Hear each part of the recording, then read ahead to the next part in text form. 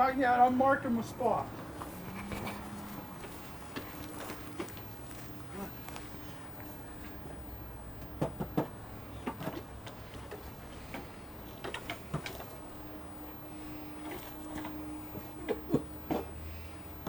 Just a little bit of help, not much. Just so she's comfortable knowing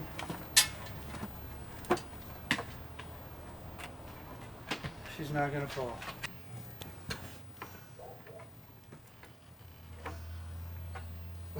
But you gotta help me, Dad. At least put your hand on me. What are you doing, Mom? Am I on camera? Jeez, look at me smile. This is pathetic. People, this is pathetic.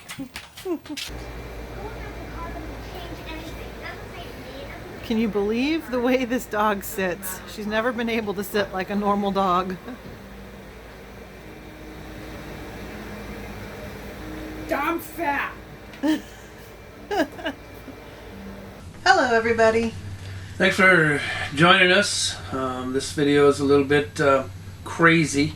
I don't know if it's crazy, but it's sad for us. The first thing we wanted to do, since we're on the subject of dogs, is just talk a little bit about animal care at the sugar beet harvest.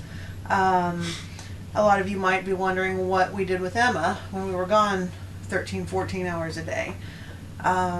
Luckily, at least at our location in Sydney, Montana, we had a camp host, Marie, who was amazing. And the last 2 years, she's not only been the camp host assigned as liaison with the sugar beet workers, but she has been the dog walker. And she'll come around and take your pets out as many times a day as they need to. She charges, I think, $5 a walk. And they're in super good hands with her. And she leaves notes to let you know how your dog did and whether they went potty and whether they got treats and things like that. So Emma was in extremely good hands when we weren't around. That said,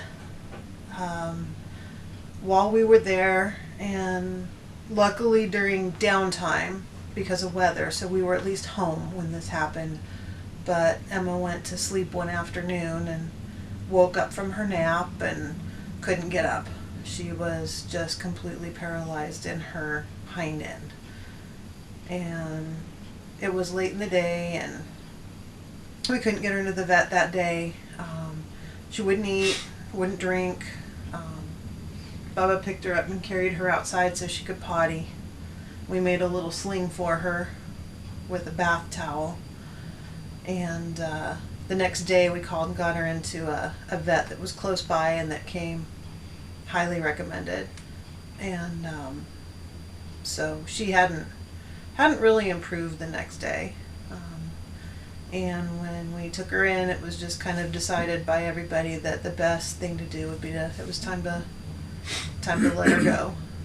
And She was 12, so she was pretty old for that breed. She was a Mastiff. I don't know if we said that, but she was a Mastiff, and their expectancy is, I think, 8 to 10. 12 is pushing it, but she was old.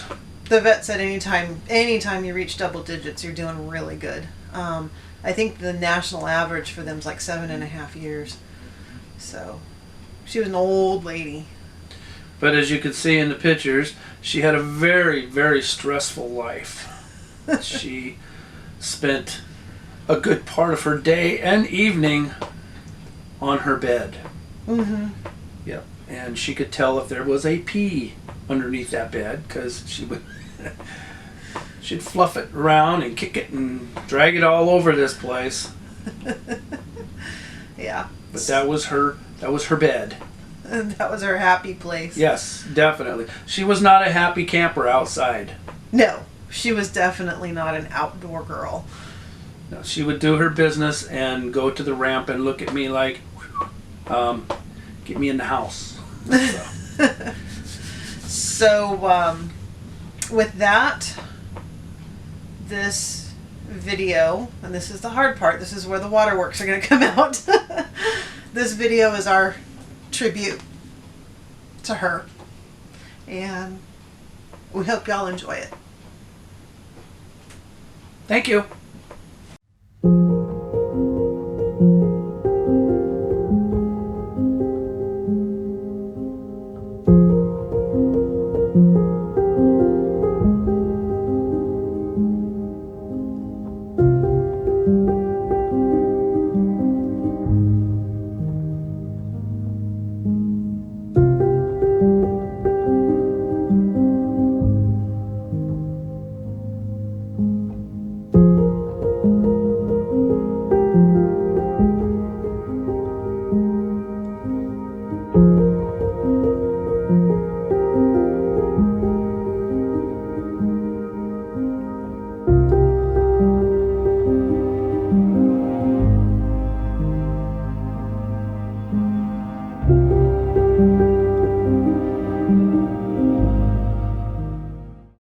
Just out here doing my morning ritual with the dog.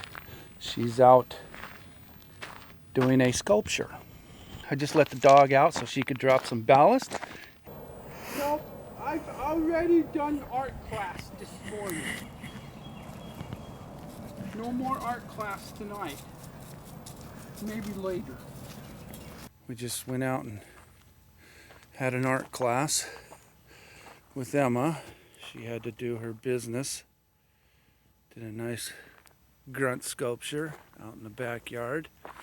She's getting old, her hips aren't working as well.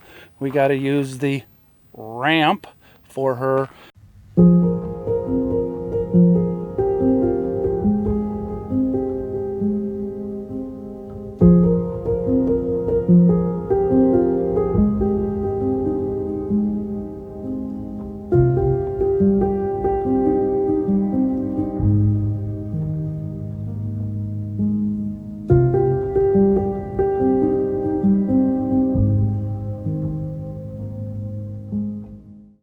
We used to bring Emma back here and walk her every day.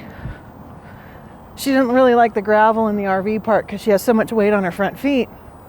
So we used to put shoes on her. We had some red shoes.